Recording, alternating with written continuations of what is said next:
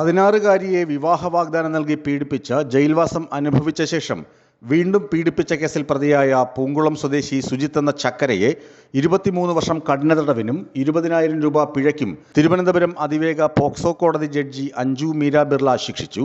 പിഴ അടച്ചില്ലെങ്കിൽ 8 മാസം കൂടുതൽ തടവ് ശിക്ഷ അനുഭവിക്കണം. പിഴത്തുക കുട്ടിക്ക് നൽകണമെന്നും കോടതി പറഞ്ഞു.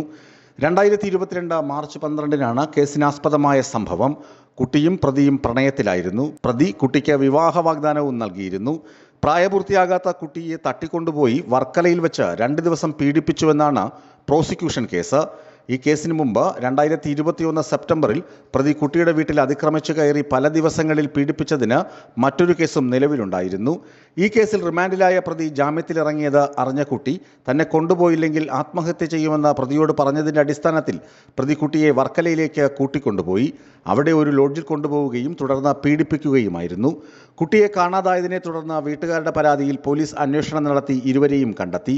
പോലീസ് കണ്ടെടുത്ത കുട്ടിയുടെ വസ്ത്രങ്ങളിൽ ശാസ്ത്രീയ പരിശോധനയ്ക്ക് അയച്ചപ്പോൾ അതിൽ പുരുഷബീജത്തിന്റെ അംശം കണ്ടെത്തിയിരുന്നു. ആദ്യത്തെ കേസിൽ പ്രതിക്ക് 50 വർഷം കഠിന തടവിന് ഇതേ കോടതി ശിക്ഷിച്ചിരുന്നു. പ്രോസിക്യൂഷന് വേണ്ടി special public prosecutor RS Vijayamohan ഹാജരായി. ന്യൂസ് ഡെസ്ക് വിസ്മയ ന്യൂസ്.